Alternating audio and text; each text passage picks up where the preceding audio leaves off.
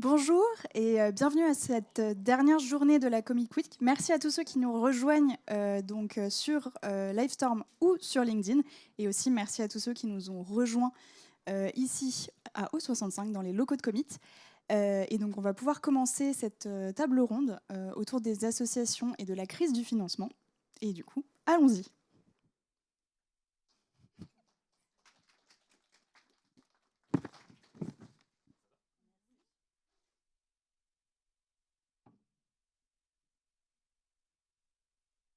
Donc, on va pouvoir commencer. Je vous présenterai très rapidement nos intervenants, mais surtout, on va passer très vite aux questions pour que vous puissiez aussi en poser à la fin de cet échange-là. On a voulu faire cette table ronde aujourd'hui parce qu'on est très conscient chez Commit de l'immense crise et de l'immense transformation qui se fait aujourd'hui dans les associations. Quelques constats, et je serai rapide parce que l'idée n'est pas de tous vous déprimer dès le début de cette table ronde. On est plutôt là pour vous apporter des solutions. C'est par exemple le mouvement associatif qui nous dit que la part des subventions publiques a chuté de 41% dans le budget des associations sur les 15 dernières années. C'est des nouvelles pas forcément réjouissantes sur le plan de finances 2026, parce qu'on a des baisses de financement qui peuvent aller entre 1 milliard et 2 milliards d'euros pour les associations. Et globalement, la montée de l'extrême droite qui rend certains sujets beaucoup plus difficiles.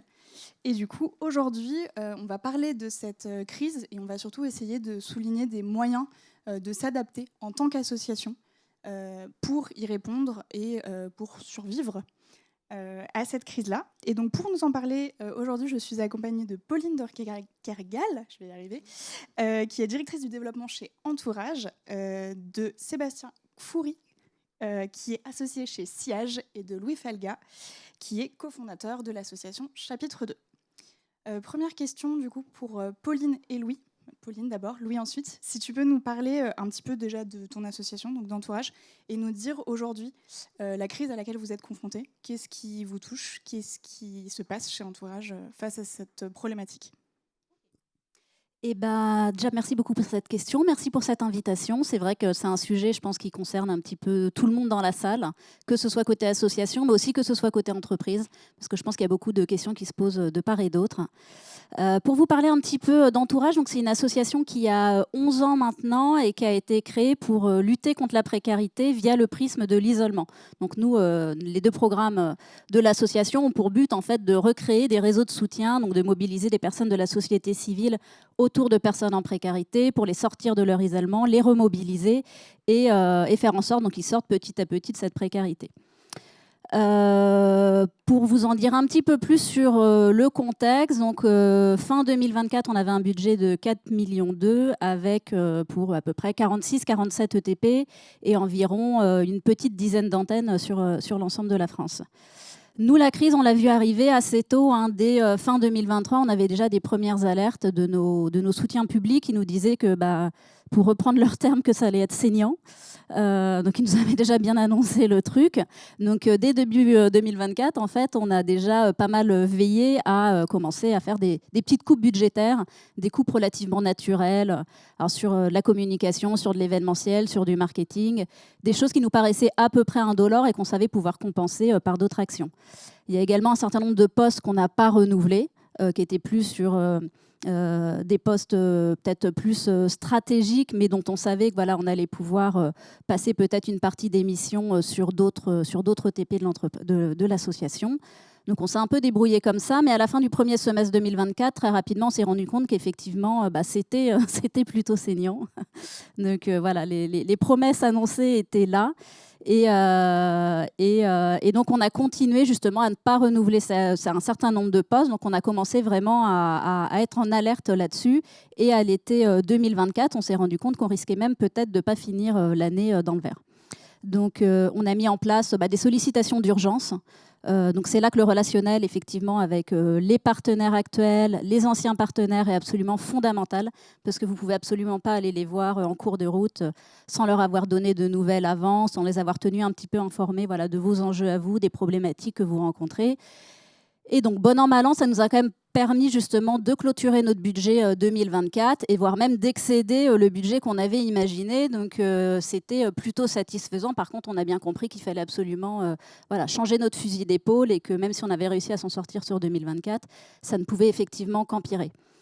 Ensuite, on avait un petit espoir, c'est que notre budget, en fait, il est quand même principalement soutenu par des fonds privés, entreprises, fondations d'entreprises. On s'est dit qu'on allait peut-être échapper un petit peu quand même aux difficultés que connaissaient peut-être les autres associations extrêmement dépendantes du public. Et on avait peut-être, je pense, minoré les effets de bord voilà, liés à ces baisses de subventions publiques. Et on s'est rendu compte que nos partenaires actuels et les nouveaux partenaires privés qu'on allait solliciter début 2025, ils étaient sursollicités par tout le tissu associatif, donc une partie certainement des personnes présentes ici. Et donc forcément, ça a eu un impact très fort sur nos financements privés à nous. Et donc, voilà, les difficultés sont un petit peu aggravées. Et donc, on a continué quand même à être très, très vigilant sur les rentrées d'argent, sur les coupes à mettre en place en face. Et à l'été 2025, pardon, donc on s'est rassemblés pour mettre en place, pour le coup, un vrai plan de restructuration qui répondent à la baisse des financements qu'on imaginait pour la fin 2025 et pour 2026. Donc voilà un peu où on en est maintenant. Et du coup, tu as commencé en nous disant que vous étiez à 4,2 de budget en début 2024. Aujourd'hui, vous atterrissez à combien? A priori, on va descendre à 2,8 pour 2026. C'est un chiffre assez représentatif qu'on voulait vous partager. Et du coup, Louis, même question pour chapitre 2. Allô, ouais, super. Bonjour tout le monde. Merci Margot et merci à Commit de nous laisser la possibilité de parler de ces sujets qui nous angoissent un peu tous en ce moment. Donc moi, je m'appelle Louis, je suis le cofondateur d'une association qui s'appelle Chapitre 2 que je co-dirige aujourd'hui. Ce qu'on fait chez Chapitre 2, c'est qu'on soutient et on accompagne des jeunes en situation de vulnérabilité dont l'immense majorité sont des jeunes qui sont prise en charge ou issus d'un parcours de prise en charge en protection de l'enfance. Et on travaille l'accès à l'autonomie de ces jeunes via différents programmes. Nous, la crise du financement, c'est en 2025 qu'on l'a senti un peu brutalement. Hein. C'est cette année, en 2024, ça allait encore. Notamment auprès de nos partenaires institutionnels. À titre d'exemple, on avait travaillé avec le ministère de l'Éducation, qui est un soutien depuis 3-4 ans maintenant, une subvention en pluriannuel sur les 3 prochaines années qui avoisinait les 900 000 € et finalement qui a été divisée par 2 au moment de la décision et de la proposition de la convention faite par le ministère de l'Éducation, alors que ça faisait 1 an qu'on bossait le dossier avec eux. Et donc voilà, divisé par 2. Pareil, d'autres partenaires, nous, les départements sont nos partenaires institutionnels un peu naturels. Et les départements en ce moment n'ont plus d'argent, sont extrêmement affectés par ce qu'il se passe. Et donc on a des injonctions un peu contradictoires des départements qui nous enjoignent à faire plus, à répondre toujours plus aux besoins du territoire, mais nous donnent de moins en moins d'argent, voire pas du tout. Donc conventionne, mais sans volet financement. Voilà. Donc ça, auprès de nos partenaires institutionnels, on le sent vachement. Mais en réalité, c'est un peu ce que tu disais, Pauline, les partenaires privés, c'est la même chose. En tout cas, nous, c'est ce qu'on constate. Nos mécènes et nos partenaires privés nous disent que cette année, ils reçoivent 3-4 fois plus de candidatures que l'année dernière sur les appels à projets. Ils ont même du mal à traiter tout ça, ils s'y attendaient pas. Donc voilà, peut-être que le gâteau a moins réduit côté privé, mais il y a beaucoup plus de gens qui veulent une part, donc complexe. Ensuite, nous, sur comment est-ce que ça nous affecte, on est chanceux chez Chapitre 2. On est peut-être un petit peu moins affecté que d'autres pour différentes raisons. On a notamment l'an dernier bénéficié d'un événement caritatif qui s'appelle le The Event. Donc on a bénéficié d'une importante dotation financière qui nous permet de sécuriser un petit peu les 5 prochaines années. Donc ça, c'est cool. Mais ça nous stresse. Enfin, disons que c'est angoissant pour les équipes. C'est une contrainte notamment sur les programmes. C'est-à-dire qu'en fait, on se dit qu'on doit, on ne le fait pas encore, mais potentiellement tordre de plus en plus le cou à ce que l'on fait, à nos actions, pour coller avec les cahiers des charges des appels à projets institutionnels notamment. Et ça, les équipes n'aiment pas. Nous, on a des travailleurs sociaux, on fait du travail social. Dire à des travailleurs sociaux qu'en fait, il va falloir choisir plutôt tel jeune que tel jeune parce que le ministère du Travail a une priorité. Et ben, ils n'ont pas envie. Ils n'ont pas envie de l'entendre. Nous, on n'a pas envie de le faire non plus. Il y a un enjeu de survie, mais du coup, voilà, on est un peu dans cette complexité. On est en tension, même si financièrement, de notre côté, ça va encore. Merci. Et Sébastien, du coup, pour conclure cette introduction, est-ce que tu peux nous présenter Siège, ce que vous faites, et nous parler de ton ressenti plutôt en tant qu'acteur d'accompagnement sur cette crise que traverse le monde associatif? Carrément. Merci. Bonjour tout le monde. Nous, chez Siège, on accompagne depuis 5 ans pas mal d'organisations, autant des assos que des coopératives, que des fondations, que des startups à impact, peu importe la forme légale. Beaucoup sur des questions de stratégie, de gouvernance et d'équipe, globalement. Ce qu'on essaye à faire, c'est comment on arrive à construire des organisations qui sont robustes et qui arrivent vraiment à s'adapter justement à cette incertitude, tout en prenant soin des équipes. On sait qu'il y a toujours cette question de le rythme de l'organisation et le rythme des équipes et comment on arrive à équilibrer tout ça.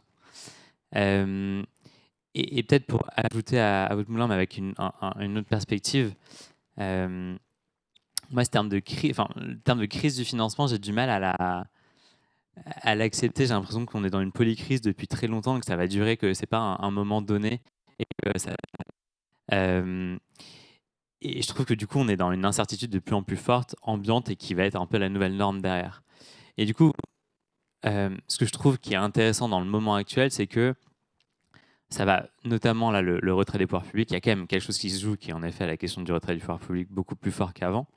Mais ça vient surtout accélérer, je pense, des changements qui devront avoir lieu sur nos modèles organisationnels de toute façon. Et je pense aussi que ça vient mettre en exergue beaucoup plus toutes les fragilités qu'on a dans nos modèles, parce qu'on est sur de la performance tout le temps, parce que du coup, dès qu'il y a un petit caillou dans la roue, en fait, on sent que ça ne marche pas, et on peut plus se permettre parfois de avoir juste 2-3 mois où on se pose et on ne fait pas de la levée de fonds, on ne fait pas de l'activité. On est tout le temps à flux tendu derrière. Donc plutôt regarder un peu de qu'est-ce que ça ouvre comme perspective aussi ce moment-là pour nos organisations.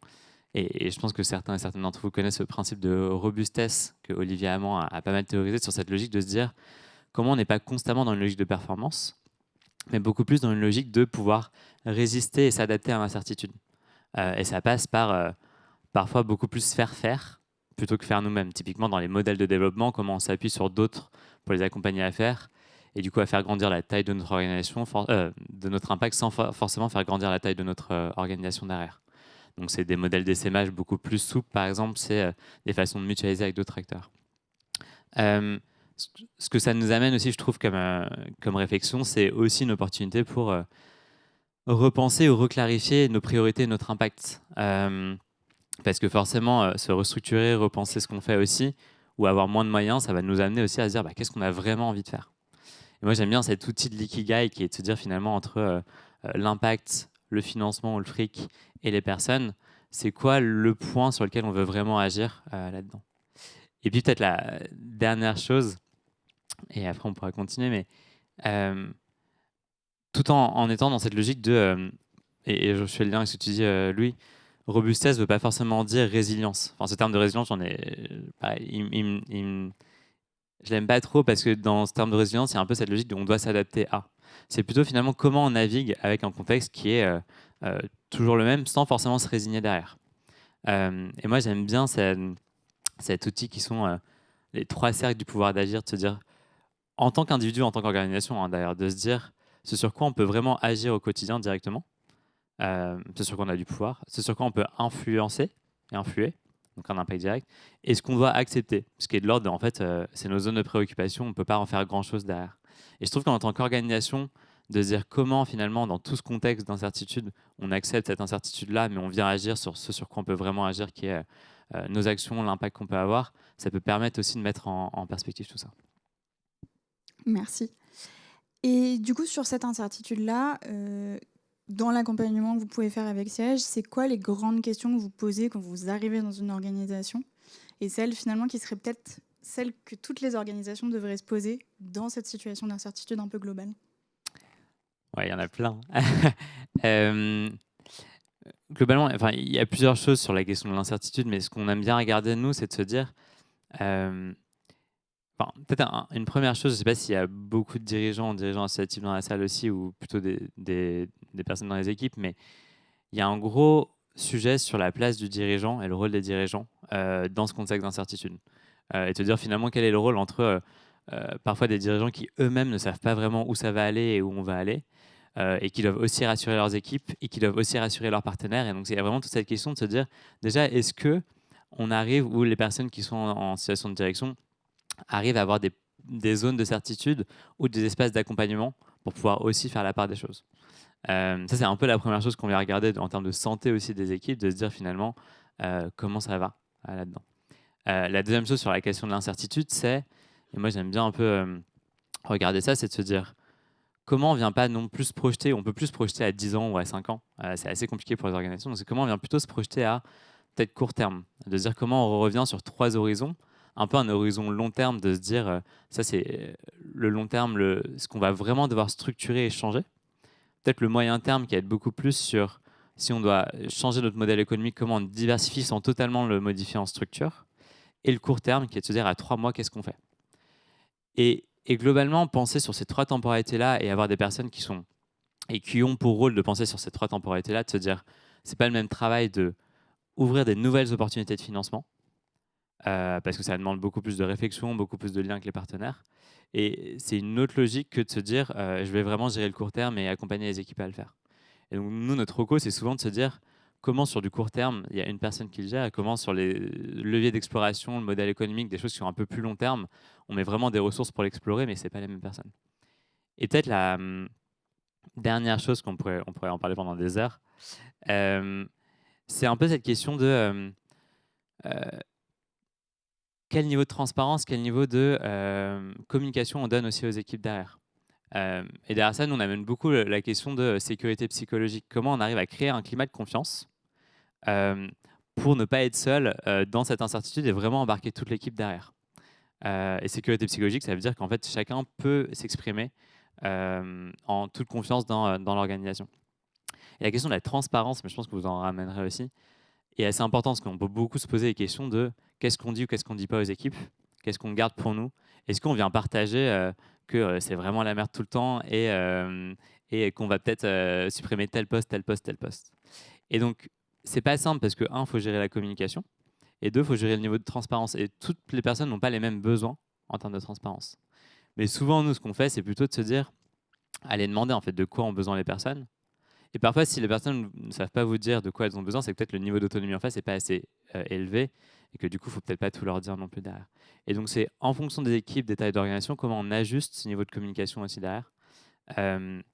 Et ça, c'est pas tâche facile. Donc, en tout cas, ma réponse résumée, c'est on va vraiment regarder à la fois le climat de sécurité psychologique, à la fois est-ce que la stratégie ou la vision est claire et surtout déclinée sur du court terme pour continuer à avancer, et est-ce que les équipes vont bien derrière. Merci beaucoup. Et du coup, Pauline, tu nous as parlé de gros changements de coupe. Comment justement vous avez géré cet aspect communication et transparence avec les équipes? Et comment est-ce que vous faites qu'aujourd'hui, finalement, ça se passe plutôt bien, alors que la situation est vraiment pas facile?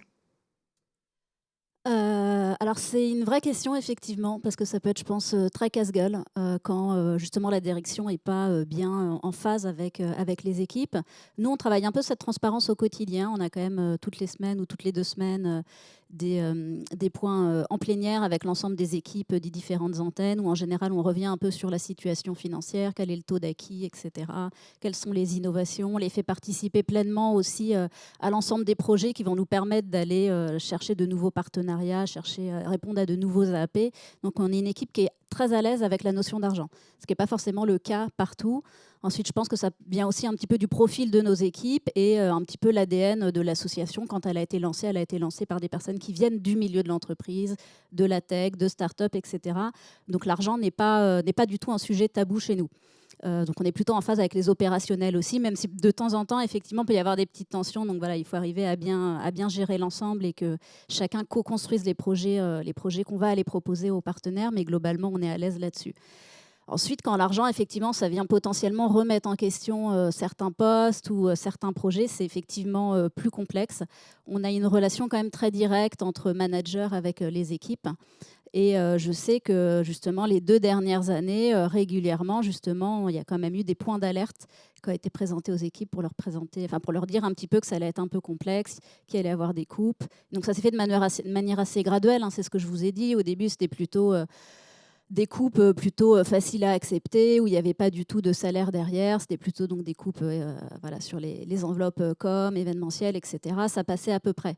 Et effectivement, quand il y a les premiers postes qui n'ont pas été renouvelés, on s'est posé la question de l'impact sur l'opérationnel, comment on pouvait améliorer aussi l'efficacité opérationnelle. Et ça, quelque part, c'est un sujet intéressant parce que l'asso, elle a beaucoup grossi entre 2019 et 2023 parce qu'on a eu un gros financement qui est le PIC 100% inclusion. Il y en a certainement qui doivent connaître ici. Et c'est vrai que l'équipe, elle a grossi de manière un petit peu, très importante en très peu de temps. Je pense que c'était honnêtement nécessaire a posteriori parce que ça nous a permis d'acquérir beaucoup d'expertise sur un sujet qu'on n'aurait pas pu acquérir autrement qu'avec des personnes qui accompagnaient au quotidien des candidats, des coachs, savoir comment ça fonctionnait. Ensuite, une fois que l'expertise elle est bien intégrée, c'est vrai qu'à un moment donné, on se rend compte que peut-être qu'on pourrait perdre un peu de gras sur certains postes, sur certains pôles. Et peut-être que la crise qui arrive actuellement, ça nous amène aussi à nous questionner sur comment rendre l'organisation plus lean et travailler aussi sur cette efficacité opérationnelle. Je pense que nos équipes, elles sont plutôt à l'aise aussi avec ce sujet. Donc, ça a été plus facile de leur en parler. Ensuite, effectivement, pour le bien-être des équipes, il ne peut pas y avoir un danger, un risque permanent sur leur poste. Ce n'est pas possible, en fait. Donc, nous, cet été, justement, quand on s'est réunis avec le CA et le CODIR pour se dire, bon, là, il va falloir effectivement organiser un certain nombre de départs, on l'a fait en une vague et une vague uniquement, avec justement une explication en plénière, avec une convocation aussi du CSE qui a pu répondre aux questions des salariés en parallèle. Et on a vraiment présenté ça comme, voilà, c'est pas du tout personnel, c'est pas toi qu'on veut voir partir de l'organisation, c'est juste que là, en fait, il y a un programme, on va pas pouvoir le conserver, donc ça te concerne toi, qu'est-ce que tu en penses, comment tu vois ton avenir, est-ce que tu as d'autres projets, etc. Donc on a amené ça de manière quelque part la plus souple possible, et ce qui nous permet actuellement donc, d'organiser un certain nombre de départs là, entre septembre et janvier prochain, et honnêtement, ça se passe bien. Enfin, franchement, on est plutôt à l'aise avec ce sujet-là. Et on a la chance, et ça c'est aussi propre à Entourage, d'avoir des équipes qui sont très jeunes. Notre DG, elle a 30 ans. Je crois que la moyenne des équipes, c'est 26 ou 27 ans. Donc on est aussi sur des profils qui n'ont pas forcément d'engagement financier, qui n'ont pas d'enfants. C'est plus simple aussi, je ne vais pas vous mentir. Et ça, c'est propre à notre organisation et ça facilite beaucoup les choses. Il y a beaucoup d'agilité et ce qui nous permet d'avoir pu construire aussi de la robustesse, pour reprendre ton terme, tous ensemble ces derniers mois, et donc d'arriver à quelque part à une démarche qui est relativement naturelle. Oui, très intéressant, merci. Donc effectivement, c'est un peu ça a adapté l'organisation. Et en parlant d'adaptation, chez Chapitre 2, il y a eu une très grosse adaptation. Donc nous, c'est un sujet qu'on connaît bien chez Commit parce que Chapitre 2 est issu d'une fusion. Du coup, Louis, est-ce que tu veux nous en parler un petit peu ? Ouais. Dans l'autre sens, ouais, c'est bon. Ouais, effectivement, vous auriez pu répondre à cette question à ma place. Donc effectivement, nous, Chapitre 2 est issu d'une fusion entre deux associations en fusion 24. On ne l'a pas fait pour des raisons financières. Enfin, on ne l'a pas fait dans une logique d'optimisation des coûts de structure, etc. On a deux DRH, on n'en prend qu'un, bref. C'était pas trop l'idée, parce qu'en fait, il y avait une équipe salariée d'un côté, une association plutôt salariée, une asso plutôt bénévole. Donc en fait, on avait moins... Enfin, c'était pas cette raison pour laquelle on le faisait. En réalité, mais on le faisait quand même dans une logique d'aller chercher des synergies, d'optimiser l'opérationnel, entre guillemets, mais pas la structure financière ou la structure de coût, mais par contre d'avoir plus d'impact, d'améliorer bosser mieux, bosser plus avec plus de monde. En gros, l'association salariée que j'ai fondée moi, qui s'appelait Tirelire d'avenir, avait la méthode, la pédagogie, et l'association bénévole qui s'appelait Capital avait le réseau. C'est-à-dire que Capital est une asso un peu plus ancienne que Tirelire d'avenir, fondée il y a 5 ans, bosse avec l'aide sociale à l'enfance de Paris depuis 25 ans, et en gros connaissait tous les foyers parisiens. L'aide sociale à l'enfance, c'est un monde très particulier, c'est un vase assez clos. Et nous, chez Tirelire d'avenir, même si on y arrivait, on avait toujours du mal à aller sur cette allée vers partenaire protection de l'enfance. Donc nous, ça, c'était la raison centrale pour laquelle on le faisait. On se disait, OK, on a des avantages concurrentiels l'un et l'autre, et on bosse avec les mêmes publics, donc let's go. Donc on ne l'a pas fait pour des raisons financières, mais ça a eu des conséquences, c'est-à-dire que positives financièrement, c'est-à-dire que, et ça, moi, je l'avais pas anticipé. en fait, ça convainc vachement les mécènes. Nous, on s'est rendu compte qu'on a une force de conviction, mais décuplée post-fusion, parce que les mécènes veulent le voir. C'est un peu ce que disait Sébastien, hein, ça fait écho. Il y a un enjeu à optimiser, à avoir de l'impact, à être en capacité de le montrer. Et les mécènes aujourd'hui voient les fusions, les consortiums, le travail ensemble comme le voient de cet angle-là. Donc on a plus de facilité à aller chercher de l'argent post-fusion que pré-fusion. Donc ça, c'était un effet non anticipé, mais qui est cool. Et ensuite, petite difficulté de la fusion, c'est un sujet un peu de conduite du changement au sein des équipes. Mixer une équipe bénévole et une équipe salariée, c'est pas simple. J'imagine que 2 équipes salariées non plus. Donc voilà, on a perdu quelques personnes en route, on a perdu quelques forces vives, mais aujourd'hui tout se passe bien.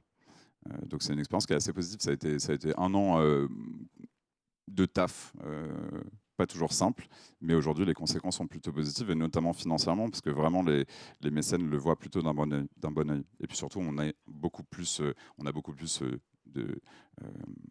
j'ai un terme qui me revient pas depuis tout à l'heure. On est beaucoup plus présent qu'on ne l'était précédemment. On a multiplié par 2 d'une année sur l'autre le nombre de jeunes qu'on accompagnait simplement via la fusion. On n'a pas embauché en plus, etc. On a fait x2 sur les volumes de jeunes adressés uniquement grâce à ça. Voilà.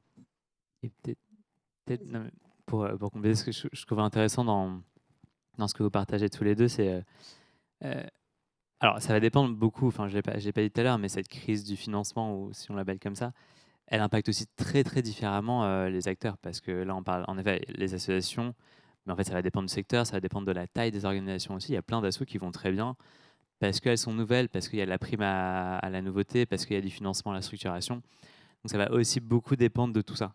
Mais ce que je trouve intéressant là-dedans, c'est que pour des jeunes organisations pour qui c'est la première crise peut-être, il y a souvent ce comportement de waouh, c'est la première fois qu'on vit une telle incertitude, et du coup, on a tendance à tout resserrer et à être tout ou rien. Vraiment de se dire ok, on arrête tout et on fait des efforts, on réduit et on se focus là-dessus. Mais finalement, ce que tu amènes, Louis, ou ce que tu amènes aussi, Pauline, c'est de se dire oui, il y a un temps à comment on gère le très court terme, et ça, il faut le prioriser, il faut le structurer, il faut l'embarquer. Mais pour mobiliser les financeurs et embarquer les financeurs, en fait, il y a cette logique de dire qu'est-ce qu'on raconte et c'est quoi le projet qu'on a envie de défendre en se réorganisant. Et aujourd'hui, de plus en plus, je pense que ça marchait il y a 2 ans, attention, appel à l'aide, ça va mal. Maintenant, vu que tout le monde va mal, cet appel ne marche plus.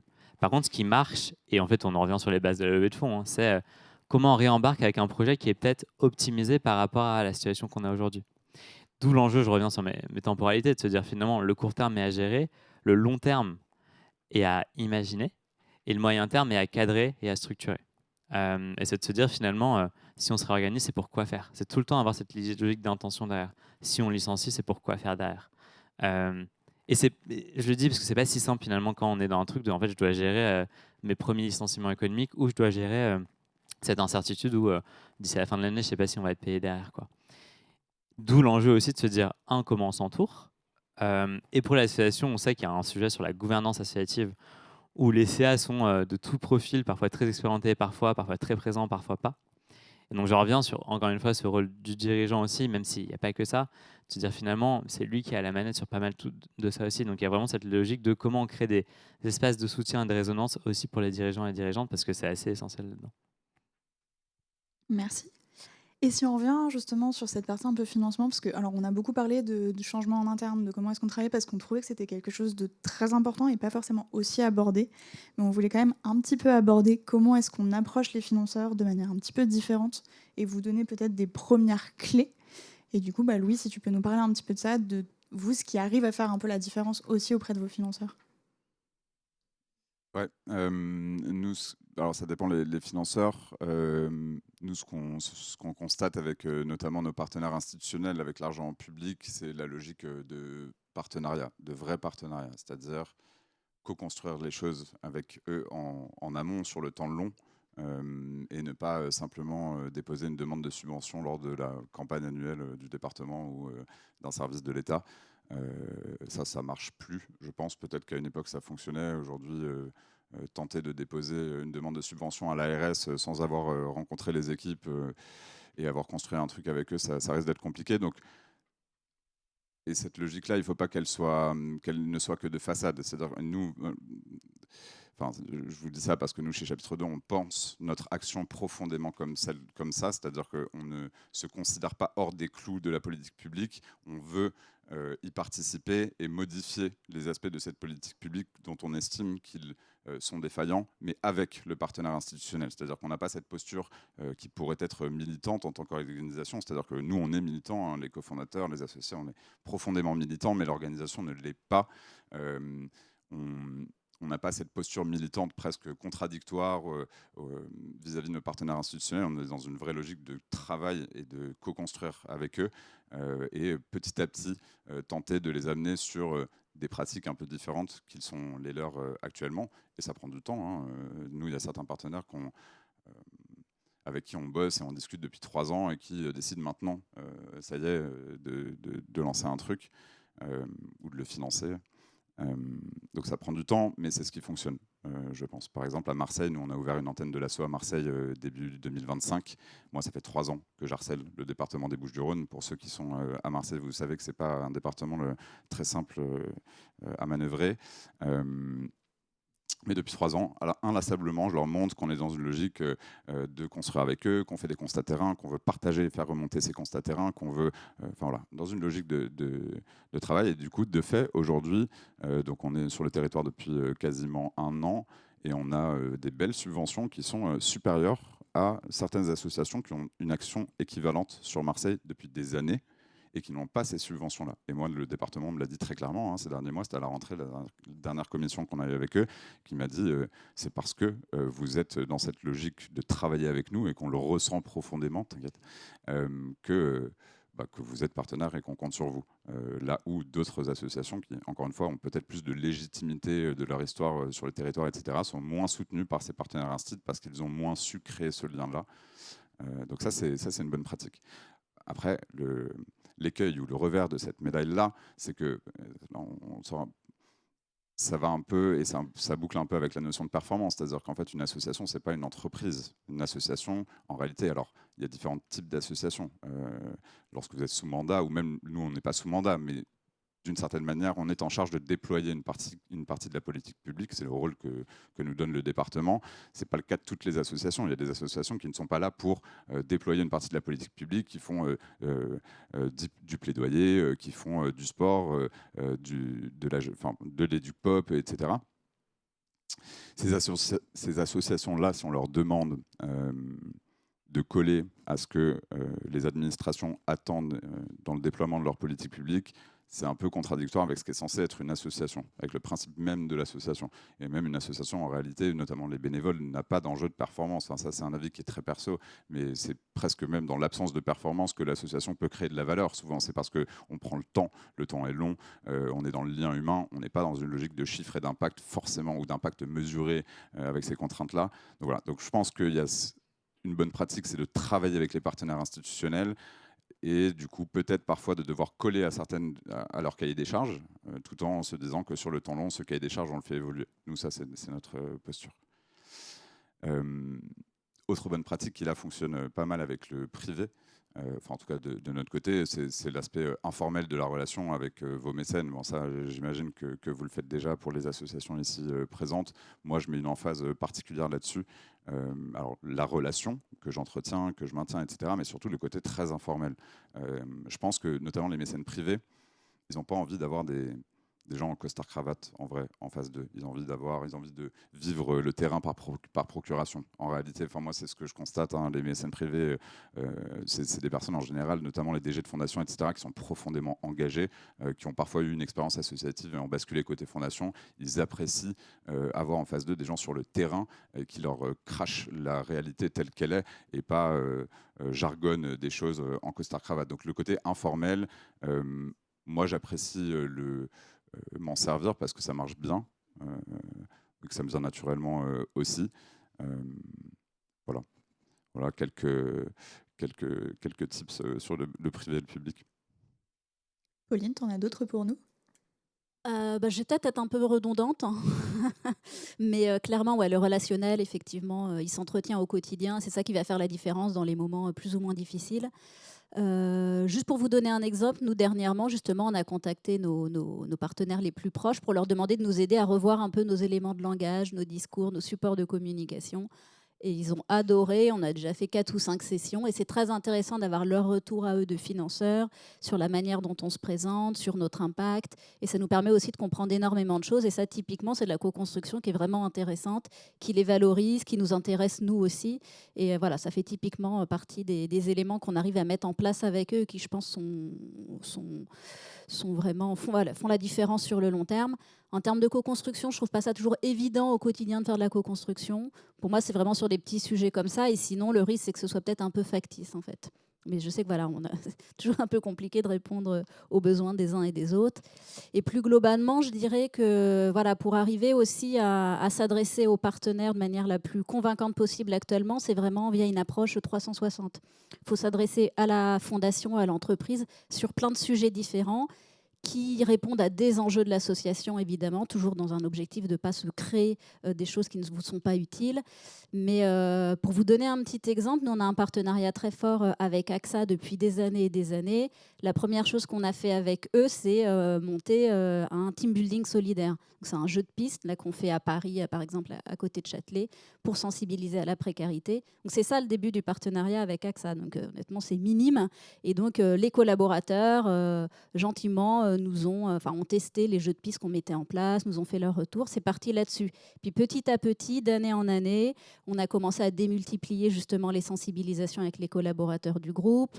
Comme parmi ces collaborateurs, il y avait des managers, des personnes qui devenaient managers. Ensuite, elles ont fait appel à nous aussi pour d'autres sensibilisations.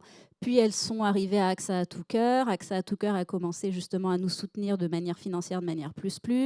On est devenu fil rouge là en début d'année. Là, on les rencontre bientôt pour du mécénat. Ils nous ont prêté leur salle avenue Matignon là, pour notre gala caritatif mardi. Ils nous donnent des ordinateurs. Enfin, finalement, on se rend compte que voilà, quand on a plein de choses à proposer à une entreprise et qu'on arrive justement à s'adresser un peu à tous les niveaux et à tous les différents services et toutes les filiales, il y a 50 000 portes qui s'ouvrent. Donc nous, on joue beaucoup là-dessus. À partir du moment où on a un partenaire en face de nous, on va essayer de proposer voilà, tout ce qu'on a sous la main pour essayer justement de démultiplier les contacts dans l'entreprise.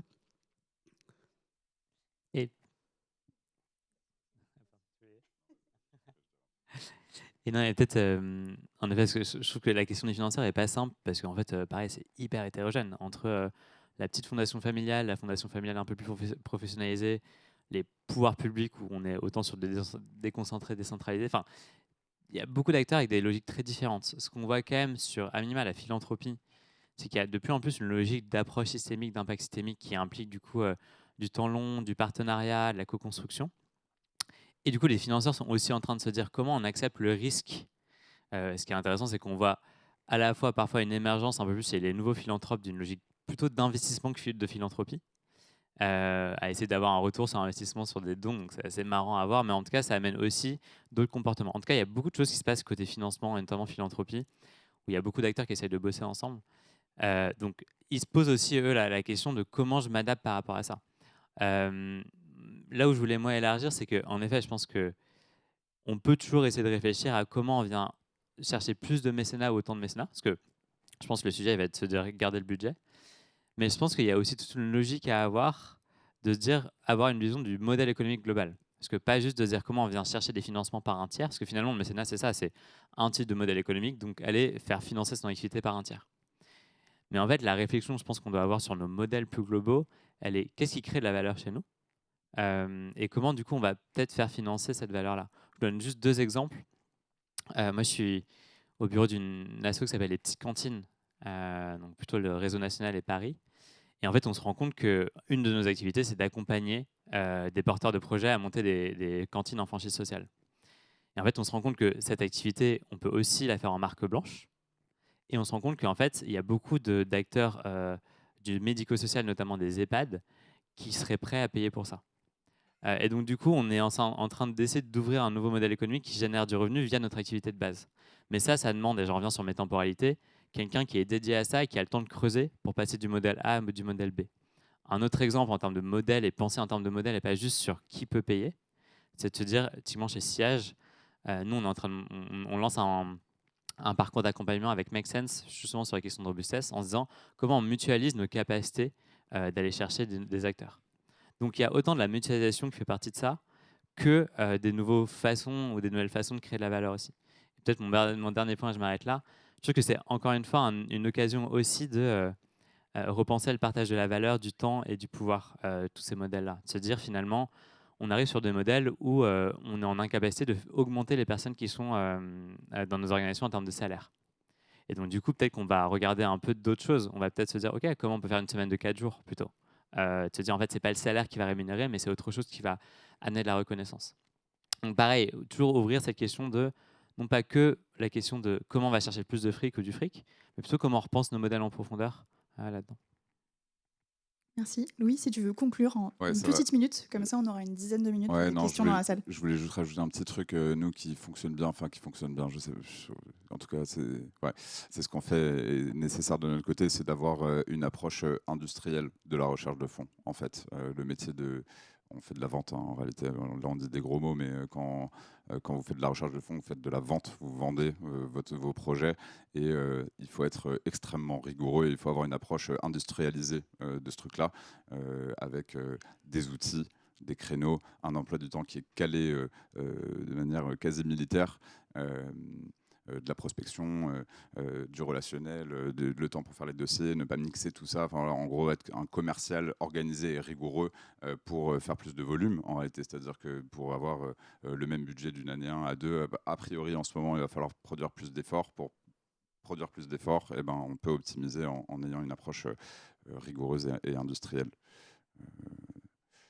Ça va un peu à l'encontre de ce que tu disais à l'instant, mais tu vois, typiquement sur ce que tu disais à l'instant, Sébastien, nous on s'est vachement posé la question de comment est-ce qu'on hybride, entre guillemets, ou qu'est-ce qu'on fait aujourd'hui qui a de la valeur chez Chapitre 2 qu'on pourrait vendre, entre guillemets, ou qu'on pourrait monétiser, et on n'arrive pas à trouver ce truc-là pour le moment.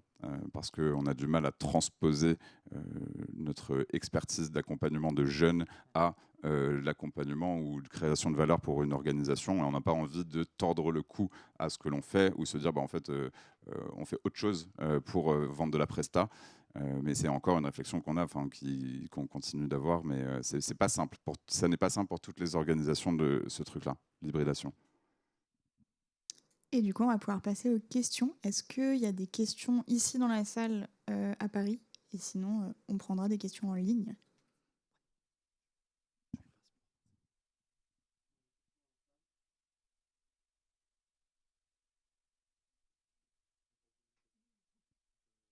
Sinon, eux, ils peuvent encore parler pendant 10 minutes. Il n'y a pas de souci.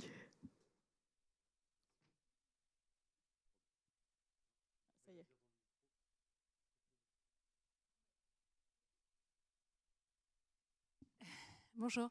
J'ai une question pour Entourage. Je voulais savoir est-ce que vous avez pu mesurer l'impact justement pour vos bénéficiaires de toute cette étape par laquelle vous passez aujourd'hui? Oui. Et très étonnamment, et c'est ça qui est un argument fort aussi auprès de nos financeurs, c'est qu'on commence à décorréler la masse salariale de notre impact, et on n'a jamais été aussi efficace que cette année.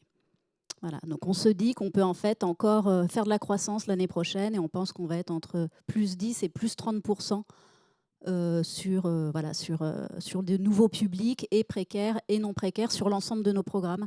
Donc finalement, on est arrivé, je sais que quand on a justement 10 ans d'âge, quand on est une association, on a l'impression qu'on est moins sexy pour les financeurs, mais nous, ça nous a permis, ces 10 ans, d'expérimenter nos programmes, nos process, et là maintenant, on sait qu'en nous appuyant sur nos outils tech, notre expertise, on a trouvé la bonne formule, et que maintenant, on peut déployer très largement et essaimer en s'appuyant aussi sur notre réseau bénévole, qui pour le coup fonctionne super bien depuis un petit peu plus d'1 an, depuis qu'on s'est restructuré. Donc on se retrouve dans une situation un peu lunaire où les financements baissent énormément, mais notre impact explose actuellement.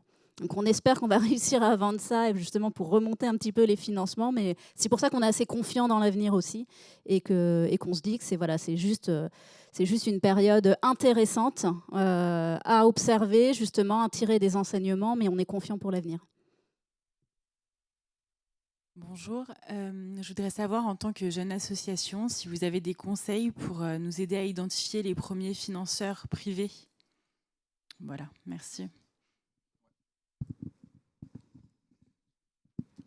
Oui, absolument. Je vais vous donner quelques sources que vous pouvez regarder. Alors, je ne sais pas, quand vous dites jeune association, vous avez un budget aujourd'hui de combien à peu près? 0. OK. Du coup, nous, ce qui a bien fonctionné au départ, c'est notamment tous les prix et les concours un peu économie sociale et solidaire, etc., qui permettent de récupérer 2 000, 3 000, 5 000. Nous, sur la première année d'exercice, on a récupéré 30 000 euros comme ça, et ça nous a permis de commencer à lancer des trucs. Vous avez les fondations familiales, ça marche bien pour les amorçages, entre guillemets. C'est des tickets qui ne sont pas énormes en général, 10 000 euros, 15 000 euros. Et surtout, ça fonctionne vachement à l'affect. C'est-à-dire que les fondateurs, fondatrices de fondations familiales n'ont pas besoin d'avoir des comptes audités par un commissaire aux comptes pour vous soutenir. Moi, ça m'arrive régulièrement, ça m'est arrivé régulièrement au bout d'une heure d'entretien qu'un chèque me soit signé ou que la promesse d'un chèque me soit faite, alors même que que je venais de rencontrer la personne et qu'on avait discuté pendant une heure. Une fondation d'entreprise ne fonctionnera absolument jamais comme ça. Donc sur l'affect, notamment si vous êtes fondatrice, ça marche super bien avec les fondations familiales. Pas hésiter à jouer la carte. Vous dites ? Voilà. Moi, j'utilise deux. Globalement, vous avez l'annuaire du CFF, Centre français des fonds et fondations, qui est très très riche, vraiment très bien fait. Vous avez Un esprit de famille. Je vous invite à aller regarder la plateforme Un esprit de famille, qui est un collectif de fondations familiales qui est très actif, très animé. Ce qui est pas mal, c'est que lorsque vous êtes en lien et soutenu par une première fondation d'Un esprit de famille, en général, elle vous met en lien avec tout l'écosystème. Enfin, nous, on a commencé par une il y a 3 ans. Je crois qu'aujourd'hui, c'est plus d'une dizaine de fondations d'Un esprit de famille qui nous ont soutenus, et il se passe le mot. Des fois, je me fais contacter par un fondateur de fondation familiale qui me dit que c'est Bénédicte qui lui a parlé de moi comme ça.